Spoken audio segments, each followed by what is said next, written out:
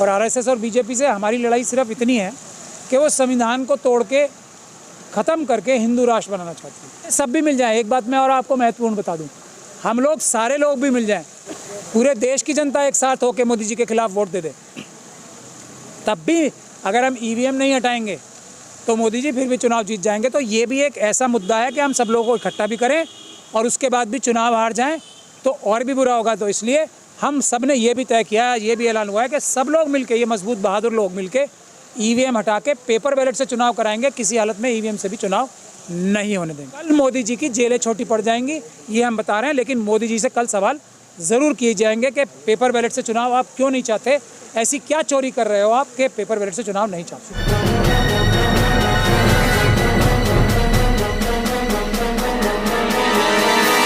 Media voice, आपकी आवाज। देखिए, पूरे देश में जो कमज़ोर तबके हैं, एससी, एसटी, ओबीसी, माइनॉरिटीज़ के, वो 2-3 चीज़ों से बहुत ज़्यादा परेशान थे। एक तो ऐसे ही लोग जो हमारे अपने हैं और वो इनडायरेक्टली आरएसएस और बीजेपी को फ़ायदा पहुंचाने का काम करते हैं। एक ऐसे लोग जो आरएसएस और बीजेपी के ऑपोजिशन में पार्टियां हैं, उनके अंदर जासूस बन के उन पार्टीज़ को भीतर घात करके कमज़ोर करती हैं। ये एक चिंता थी हमारे मन में। हमने फिर उसका ये सोचा कि हमने पूरे देश से बहादुर और जो बिल्कुल संविधानवादी लोग हैं उन सबको इकट्ठा किया। उसमें गोंडवाना पार्टी के अध्यक्ष आए, उसमें बाबा साहब डॉक्टर भीमराव अंबेडकर के जो पौत्र हैं भीमराव अंबेडकर साहब आए, उसमें राजेंद्र पाल गौतम जी आए, उसमें चंद्रशेखर आज़ाद साहब की पार्टी के लोग आए, उसमें छोटू भाई वसावा की पार्टी के लोग आए, और भी देश की जितनी भी बड़ी बड़ी मजबूत शक्तियां हैं, एससी, एसटी, ओबीसी और मुस्लिम, सिख, क्रिश्चियन, बौद्ध, मौलाना तौक़ीर रज़ा और दूसरे लोग सब आए और उन्होंने एक तरीके से फैमिली बनाई है, परिवार। अब ये क्या काम करेगी फैमिली? ये सोशो पॉलिटिकल फैमिली है। ये क्या काम करेगी? एक महाज ऐसा बनाएगी जो ना सिर्फ 2 काम एक साथ करना पड़ेगा, ना सिर्फ वो आरएसएस और बीजेपी को, और आरएसएस और बीजेपी से हमारी लड़ाई सिर्फ इतनी है कि वो संविधान को तोड़ के ख़त्म करके हिंदू राष्ट्र बनाना चाहती है। ये एक बुनियादी लड़ाई है जो कोई भी संविधानवादी उस बात को हज़म नहीं कर सकता। तो एक तो उनको रोकने का काम इसलिए ज़रूरी है क्योंकि वो देश ही ख़त्म कर देंगे, संविधान ख़त्म कर देंगे। उनको रोकने के लिए कोई मजबूत स्ट्रेटजी बनाई जाए, लेकिन साथ के साथ ऐसा भी ना हो कि इस बार भी एससी, एसटी, ओबीसी और माइनॉरिटीज़ के जो हक है ना, उनकी हक मारी हो जाए और लोग ये कह के कि आरएसएस और बीजेपी को हटाना है तो किसी भी और को वोट दे दो। माइनॉरिटी की बात कोई उठा नहीं रहा। राहुल गांधी, मैं अपनी बात खत्म कर दूँ। तो ये एक स्ट्रेटजी बनी कि दोनों काम साथ साथ करने होंगे।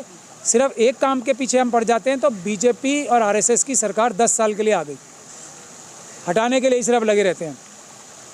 और ये सोचा गया, इसकी वजह क्या है कि बड़ी बड़ी पार्टीज़ जो हैं, जो आरएसएस और बीजेपी के खिलाफ है, जिनका नेतृत्व आरएसएस और बीजेपी के धुर खिलाफ है, उनके अंदर भी आरएसएस वाले लोग अपने जासूस और एजेंट प्लांट कर देते हैं जो लीडरशिप को मिसगाइड करके गलत फैसले कराते हैं, गलत टिकट बंटवाते हैं। और एक ऐसे टाइम पे जब आरएसएस और बीजेपी को सबसे ज़्यादा फ़ायदा हो, वो लोग पार्टियां छोड़ के चले जाते हैं। तो हमने ये सोचा है, यहाँ बैठ के आज इतने देर मंथन हुई है, कि हम लोग सब एक ऐसा पॉलिटिकल महाज और फैमिली बनाएंगे, रादर महाज नहीं, जो फैमिली ये इंश्योर करेगी कि एससी, एसटी, ओबीसी और माइनॉरिटीज़ के, मुस्लिम, सिख, क्रिश्चियन, बौद्ध के हकूक़ों की रक्षा भी होगी, उनका रिप्रेजेंटेशन भी होगा, उनके जो कॉमन मिनिमम प्रोग्राम है वो भी सभी पार्टियां जो आरएसएस और बीजेपी की मुखालफत कर रही हैं मानेंगी, और वो आएँ और हमारे एजेंडे पे चलें, क्योंकि हमारा प्योर है एजेंडा, संविधान का प्योर एजेंडा जो है ना, जो एकदम इंसाफ और बरादरी और जो ला देगा, और जो संविधान की मूलभूत जो भावना है, सबका हक, रिप्रेजेंटेटिव डेमोक्रेसी, जिसकी जितनी संख्या भारी उतनी उसकी हिस्सेदारी। तो इससे ये होगा और हम वॉचडॉग की तरह काम करेंगे। अगर कोई पॉलिटिकल पार्टी के अंदर बैठे लोग उनको जासूस जो घुस जाते हैं पॉलिटिकल पार्टीज़ में, जो गद्दार घुस जाते हैं, वो अगर कुछ गड़बड़ाने की भी कोशिश करेंगे, मिसगाइड करने की कोशिश करेंगे, तो हम लोगों का प्रेशर इतना होगा कि अंदर जो पॉलिटिकल पार्टीज़ की लीडरशिप भी है उसको भी एक तरीके से ये होगा कि देखो वो लोग हैं, अगर हम ये बातें नहीं करेंगे, कुछ और करेंगे, अच्छे लोगों को टिकट नहीं देंगे, रिप्रेजेंटेशन नहीं देंगे, तो आरएसएस और बीजेपी जीत जाएगी। इस तरीके से आरएसएस और बीजेपी को सिर्फ इस इलेक्शन में नहीं, आने वाले हर इलेक्शन से बाहर रखा जाएगा जब तक कि वो हाथ जोड़ के माफ़ी ना मांगे और ये ना कहें कि अब के बाद हम सिर्फ संविधान पे चलेंगे और इसकी अंडरटेकिंग और एफिडेविट डालें। बीजेपी और आरएसएस को रोकने के लिए खुद एक इंडिया अलायंस बना हुआ है, तमाम राजनीतिक पार्टी उनके साथ जुड़ी, तो आपको एक संगठन गठबंधन बनाने की जरूरत क्यों पड़ रही है? मैं इसीलिए आपको बताया ना, इन सभी पार्टीज़ में भी देखिए आप कि आपस में गठबंधन बनाने में भी कितनी परेशानी हो रही थी। अगर एक इस तरह का वॉचडॉग होगा तो हम लोगों का ये एग्जाम्पल दे के उन्हें करना पड़ेगा कि भाई ये आ रहे हैं जो इतनी सच्चाई वाली बात बोल रहे हैं, हम इसको नज़रअंदाज नहीं कर सकते, हमें ये मानना ही पड़ेगा, पहली बात। और हम भी तो वही कह रहे हैं जो ये कह रहे हैं, हम उनसे और भी अच्छे तरीके से कह रहे हैं।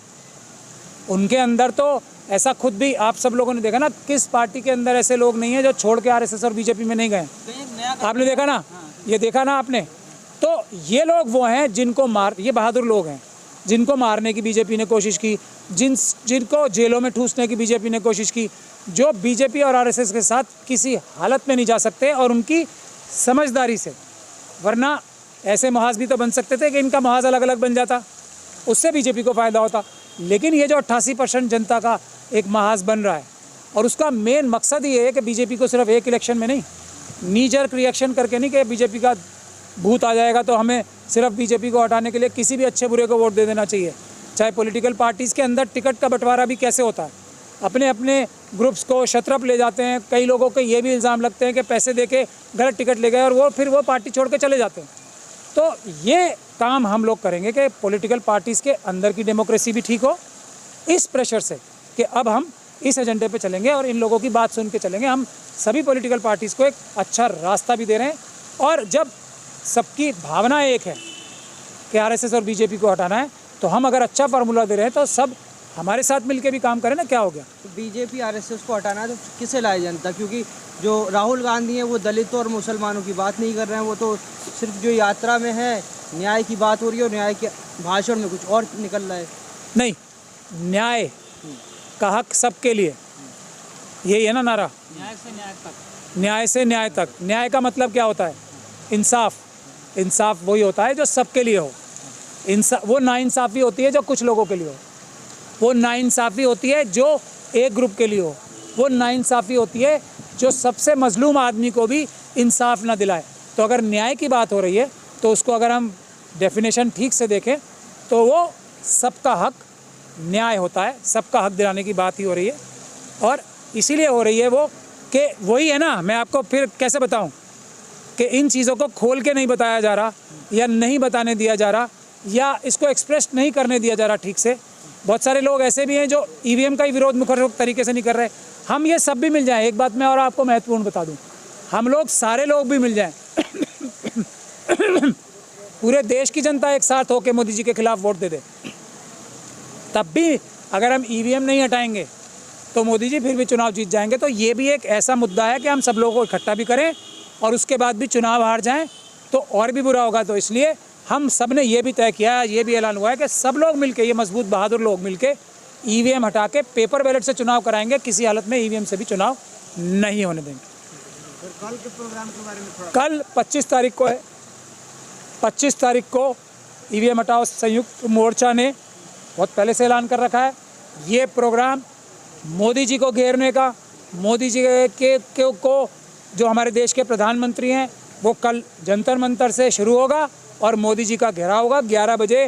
पूरे देश से साथी सबसे आह्वान कर रहे हैं, सब आएँ, क्योंकि ये देश बचाने की बात है। ईवीएम रहेगी तो देश नहीं बचेगा, फिर संविधान नहीं बचेगा, डेमोक्रेसी नहीं बचेगी और किसी भी नागरिक का न्याय नहीं बचेगा, अधिकार नहीं बचेगा।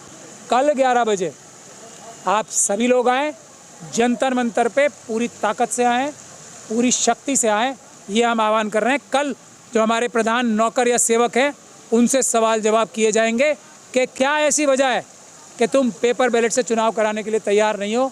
हमारे प्रधान सेवक साहब ये कल सवाल किए जाएंगे। अभी कल ही हम एक मुकदमा जीते हैं हाई कोर्ट से, डॉक्टर रितु का प्रोटेस्ट जो 26 तारीख को है दिल्ली यूनिवर्सिटी में, उसके खिलाफ दिल्ली यूनिवर्सिटी और दिल्ली पुलिस ने एक साझी पिटीशन एक तरह से डाली थी, जिसमें ये कहा गया था कि पुलिस जो है डॉक्टर रितु के प्रोटेस्ट पे सख्त एक्शन ले। सख्त एक्शन मतलब किसानों के ऊपर जैसा एक्शन लिया जा रहा है एक, और दूसरी प्रेयर ये थी कि धारा 144 लगी हुई है, तो इसलिए उन्हें प्रदर्शन ना करने दिया जाए 26 तारीख को यूनिवर्सिटी के 100 मीटर के दायरे में। तो कल पिटीशन कोर्ट ने, दिल्ली हाई कोर्ट ने डिसमिस की है। ये दोनों मांगें ठुकरा दी गई हैं। तो धारा 144 के बाद भी संविधान में, कानून में रास्ते हैं पीसफुल प्रोटेस्ट करने का। पुलिस को ये करना चाहिए कि जो कानूनी तौर पे जो एक्शन बनता है वो करें। हम लोग सिविल अरेस्ट देने आ रहे हैं, करें हमें अरेस्ट। कल लाखों लोग आएंगे, परसों लाखों लोग आएंगे, सबको अरेस्ट करें, लेकिन गोली ना चलाएं, आंसू गैस ना छोड़ें, क्योंकि हम लोग सब काम पीसफुली करते हैं। जैसे किसान पीसफुली सारे काम कर रहे हैं, हम लोग ये बिल्कुल पीसफुल प्रोटेस्ट है हमारे ईवीएम के लिए भी और दिल्ली यूनिवर्सिटी में भी। आएँ और हमें गिरफ्तार करना है, चुपचाप गिरफ्तार करें, हम चले जाएंगे। हम कौन सा विरोध करते हैं? आपने देखा होगा ना डॉक्टर रितु के प्रोटेस्ट में और ईवीएम के भी प्रोटेस्ट में कितनी बार देखा, पुलिस ने हमें कहा कि अब हम आपको अरेस्ट करते हैं, तो हम अरेस्ट होकर चले जाते हैं।